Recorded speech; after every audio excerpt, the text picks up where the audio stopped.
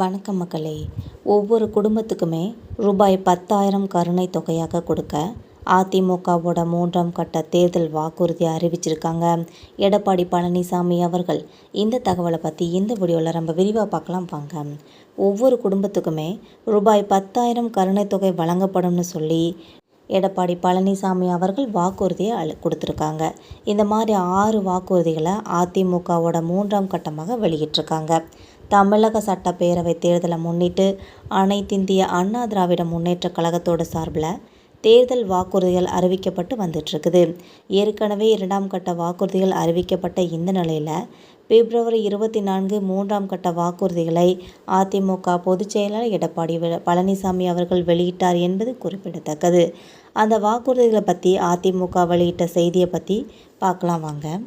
மு.க. ஸ்டாலின் அவர்களோட தலைமையிலான நிர்வாகம் ஒரு திறனற்ற விடியா திமுக ஆட்சியில் கடந்த 5 வருஷமாக அத்தியாவசிய பொருட்களோட விலைவாசி ரொம்பவே விஷம் போல் ஏறி மக்களை கடுமையாக பாதிச்சுக்கிட்டு இருக்குது. அதே போல் சொத்து வரி, வீட்டு வரி, மின்சார கட்டணம், குடிநீர் வரின்னு சொல்லி நிறைய வரிகளும் உயர்த்தப்பட்டுட்டாங்க.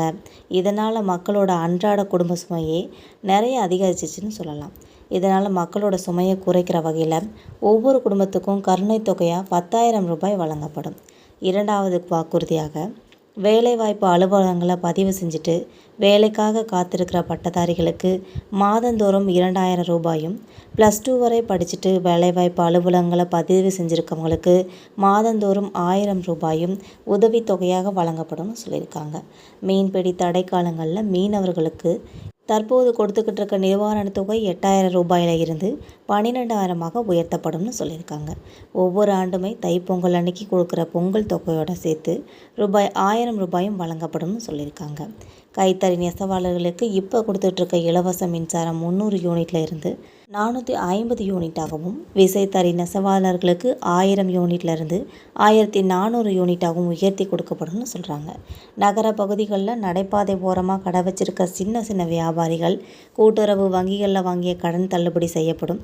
இவ்வாறு அந்த அறிக்கையில் தெரிவிச்சிருக்காங்க. முன்னதாக 2ஆம் கட்ட தேர்தல் வாக்குறுதியில் முதியோர் உள்ளிட்டவங்களுக்கு ஓய்வூதியம் 2,000 உயர்த்தப்படும். வங்கிகளில் வாங்கிய கல்வி கடன் தள்ளுபடி செய்யப்படும். வாழ்வாதார உதவியாக ஆண்டுக்கு 3 கேஸ் சிலிண்டர்கள் வழங்கப்படும். ஜல்லிக்கட்டில் உயிரிழந்தால் நிவாரணம் கண்டிப்பாக தரப்படும். சிறுபான்மையினருக்கான அறிவிப்புகளாக இஸ்லாமிய, கிறிஸ்தவம் மற்றும் ஏனைய சிறுபான்மை வகுப்பைச் சேர்ந்த மகளிர் சுயதொழில் தொடங்குவதற்கு வட்டி இல்லாத கடனும் வழங்கப்படும். மாற்றுத்திறனாளிகள் கூட்டுறவு வங்கிகளில் வாங்கிய கடன் தள்ளுபடி செய்யப்படும். இந்த வாக்குறுதிகளில் இடம்பெற்றிருந்துச்சு என்பது நினைவு கூறத்தக்கதுன்னே சொல்லலாம். மக்களை நம்ம போகிற இந்த அரசியல் தகவல்கள் உங்களுக்கு பயனுள்ளதாக அமையும்னா மறக்காமல் நம்ம சேனலை சப்ஸ்கிரைப் பண்ணி பெல் ஐக்கனை கிளிக் பண்ணி வச்சுக்கோங்க. அப்போ தான் நம்ம போகிற ரெகுலர் வீடியோக்கள் உடனுக்குடன் நோட்டிஃபிகேஷனாக வந்து சேரும். தேங்க்யூ.